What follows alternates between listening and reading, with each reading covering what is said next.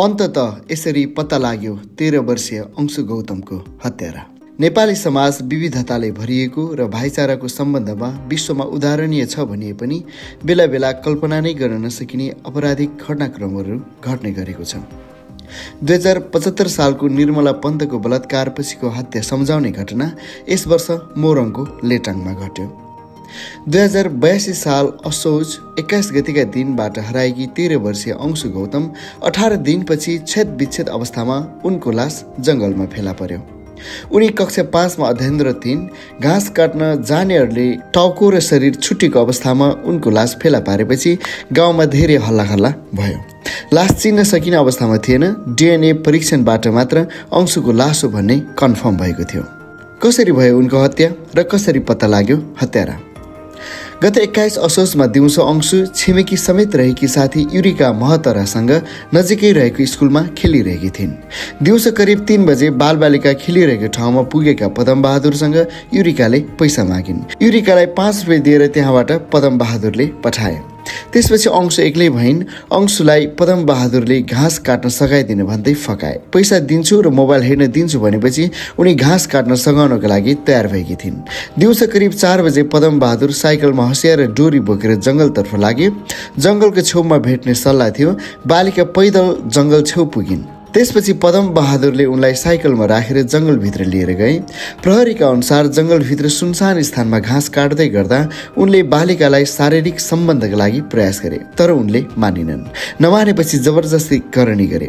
जबरजस्ती करणीपछि सुरुमा उनले बालिकाको घाँटी थिचे। बालिका अचेत भइन्, तर सास चलिरहेकी थियो। मरेको सुनिश्चित गर्न उनले आफूसँगै घाँस काट्न लगेको हँसिया खुर्पाले बालिकाको घाँटी रेटिदिए।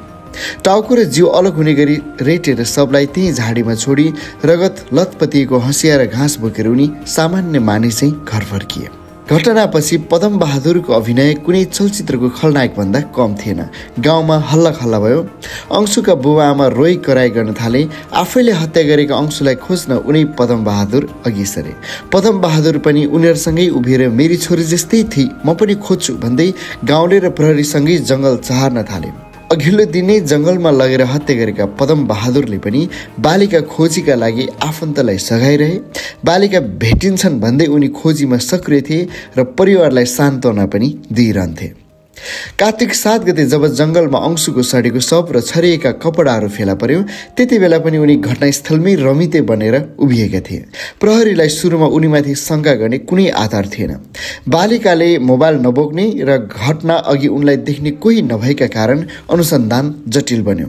बालिकाको हत्या आरोपी खोज्ने क्रममा प्रहरीले आफन्तसहित 16 जनाको पोलिग्राफ जाँच पनि गरेको थियो। छिमेकी र वृद्ध भएका कारण पदम बहादुर भने शंकाको घेरामै परेनन्।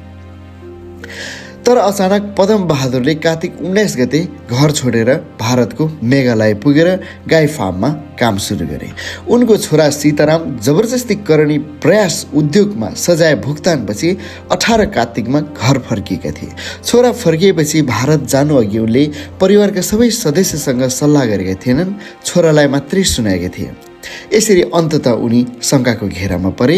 परिवार र छिमेकीसँगको सहकार्यमा उनलाई नेपाल झिकाइयो र उनीमाथि अनुसन्धान गर्दा उनले आफ्नो अपराध स्वीकार गरेका छन्। भारतमा लुकेर गाई फार्ममा काम गरिरहेका पदम बहादुरलाई पनि शान्ति मिलेको भने थिएन। प्रहरीलाई दिएको बयानमा उनले स्वीकार गरेका छन्। गाई दुहुँदा बाल्टिनमा दुधको साटो रगत देखे जस्तो लाग्थ्यो। अंशुको अनुहार झल्किन्थ्यो। यही मानसिक तनाव र प्रहरीको रणनीतिका कारण उनी नेपाल फर्किए र पक्राउ परे। अब उनले प्रचलित कानुन बमोजिम सजाय भोग्नुपर्नेछ। बलात्कारीहरूलाई फाँसीको सजाय हुनुपर्छ भन्ने माग बेला बेला चर्को रूपमा सुनिए पनि मानवाधिकारको उच्चतम अभ्यासलाई आत्मसात गर्ने बहानामा नेपालमा फाँसीको सजायको व्यवस्था छैन। तर यस्ता घटनाहरूले सोच्न बाध्य बनाउँछ कि कतै यस प्रकारको अपराधको लागि फाँसीको सजायको व्यवस्था भए सायद यस्ता जघन्य अपराधहरूलाई निर्मूल पार्न सकिन्थ्यो कि।